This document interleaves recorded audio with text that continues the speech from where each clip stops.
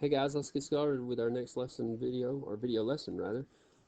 Today we're talking about the Pythagorean theorem. Well, what does the Pythagorean theorem state? Mr. Pythagoras had a wonderful name, and maybe I won't mess it up anymore.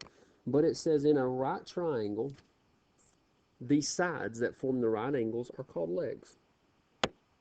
The side opposite the right angle is called the hypotenuse. Now, we know that in order for us to have a right triangle, we must have to have a right angle.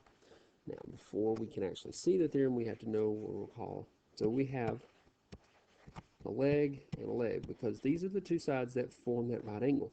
And if we go straight across from that right angle, because it said the side opposite the right angle, the side opposite the right angle is called the what?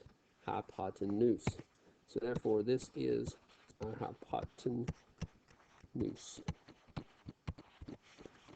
Now, why do we have to know those? Well, in order to know those different parts, we have to know those different parts in order to be able to use the actual theorem. Now, the Pythagorean theorem states in a right triangle. So this is the only place the Pythagorean theorem will work, is when we have a what? A right triangle. So let's give ourselves a right triangle. There we have it. Well, in a right triangle, the square of the length of the hypotenuse. So whatever the length of the hypotenuse is, if I square it, it is equal to the sum meaning addition, of the squares and the lengths of the legs. So if we know the length of our hypotenuse and we square it, then if we know the lengths of our two legs, we square them and then we add them together, they will equal each other. So the square of the hypotenuse is equal to the sum of the squares of the legs. Now, we've most always known that someone states a Pythagorean theorem. Here's what we know. A squared plus b squared is equal to c squared. Well, I know it looks different, but we need to get in the habit of looking at it in this form. C coming first. And it'll make a whole lot of sense in the future. Trust me. So, what is this? If this is my C, whatever the length of it is, and we have A here, or this could be B, it doesn't matter.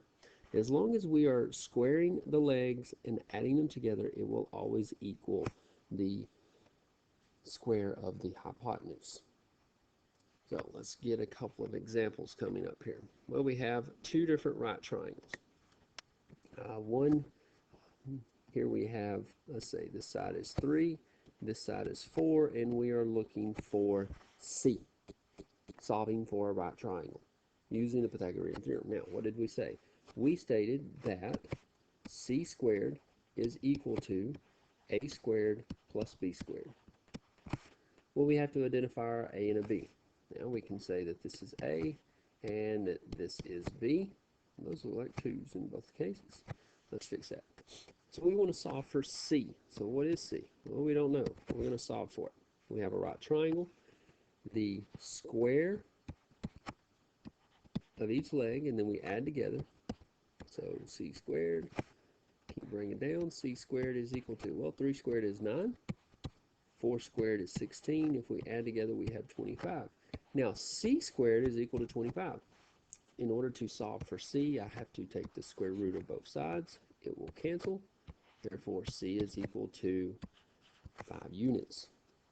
So, in a right triangle whose legs is equal to 3 and 4, the hypotenuse, guess what? We can get rid of that, because now we know that the hypotenuse is equal to 5 units long. It could be inches, centimeters, millimeters, feet, whatever the units may be.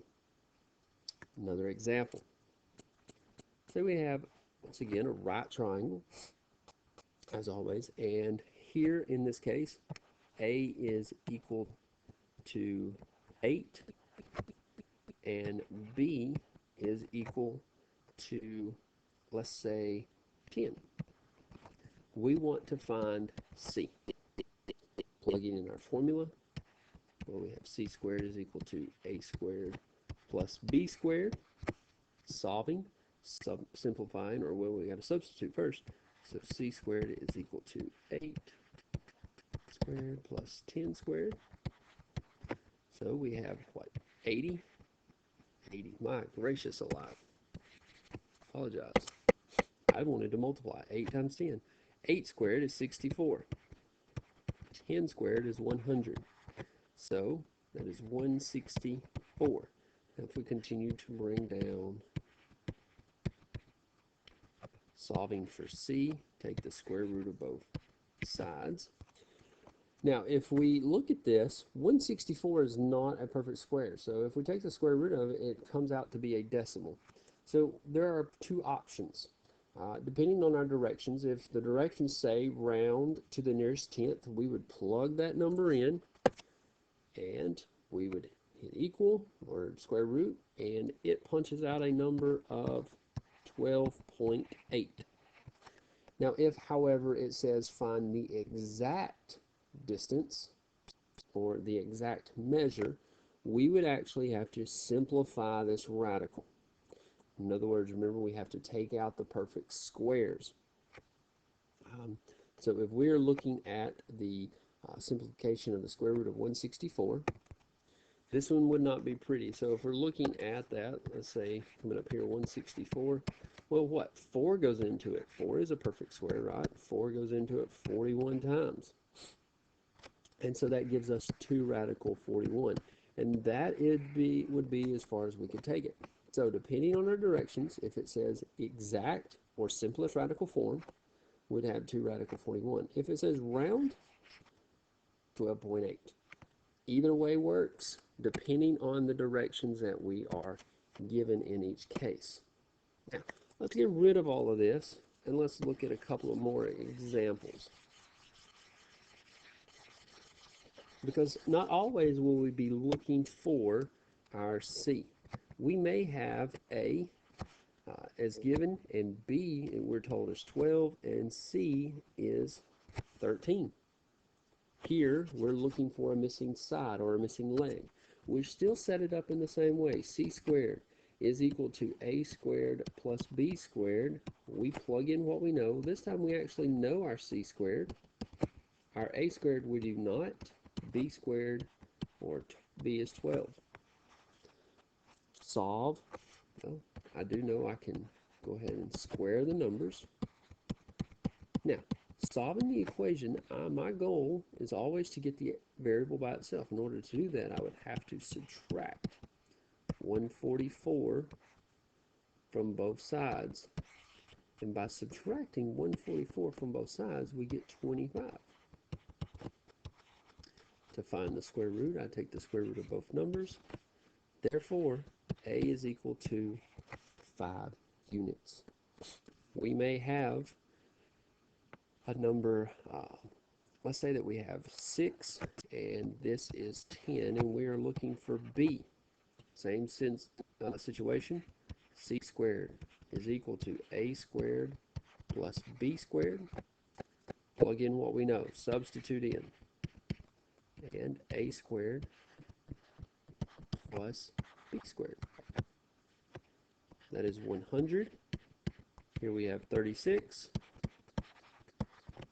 Well, isolating the variable, we're going to subtract or move this across, however you like to look at it. So if I move it across, remember it changes signs. So it gives us 64 is equal to B squared. Take the square root of both sides. B is equal to 8. That is solving a right triangle using Pythagorean theorem. Now let's look at one more thing that involves right triangles and Pythagorean theorem. It is what we call Pythagorean triplets. So that's a little misprint. It should be triplets. A Pythagorean, well, I'm sorry. A Pythagorean triplet is a set of 3 positive integers. They have to all be positive, and there are 3 different ones, A, B, and C, that satisfies this equation. In other words, they have to be integers that make this equation come out to be equal. If we were to plug these in, we would try to determine if it was a Pythagorean triplet. Now, the best way to do that, or to determine if it is, always find the largest one and let your largest one be C, because if we've noticed in all of our examples, C has always been the longest piece. Hypotenuse will always be the longest piece in a right triangle. Once we do that, plug it into our formula. Now, our formula is C squared is equal to A squared plus B squared. Plug it in. 5 squared, does it equal? I don't really know if it equals right now. So I'm going to put a box there as a placeholder. 25 is equal, oh, I'm sorry. Oh my gracious. Wrong eraser. So 25 box, and we have 9 plus 16. Guess what? 25 does equal 25. So what can we conclude? That is equal, so therefore that means that this is a Pythagorean triplet. If we check out the next ones, I'm still using my same formula. So I'm going to let my largest number be my C. So 13 squared equals, that really should have been a box right here as well. I apologize. And you know, if you recall one of our last couple of problems, we just worked this one. So you will see that this indeed is Pythagorean triplet. I'm going to save some time there. Let's look at the next one, 8, 15, and 17. Well, 17 once again is my largest one. So I'm going to say 17 squared. And we have 15 squared. Notice that it does not matter which one is my A or my B. We can just work them out whichever way that we would like, and then we can go with that. So now, what do we have? We have 17 squared, which is what, 289. We have 15 squared, which is 225, and 8 squared is 64. If we add 225 plus 225 plus 64 does give us 289. So they are equal. So once again, we have a Pythagorean triplet. And our next example, let's look at it. Let's make some room right here. So we have 5, 7, and 9. We're going to say that 9 is the possible hypotenuse. And 7 squared, 5 squared, 9 squared, 81. 7 squared is 49. And 5 squared is 25. So we have 49 plus 25, which would be 74. And notice that 81 does not equal. And the way that I like to personally write that is the not equal symbol. So what does that mean? That means that 5, 7, and 9 is not a Pythagorean triplet. Remember, when testing for Pythagorean triplets, always, always, always, always let the largest number be the, or plug in for your hypotenuse. So, hope this helps, and look forward to our next class meeting. Take care.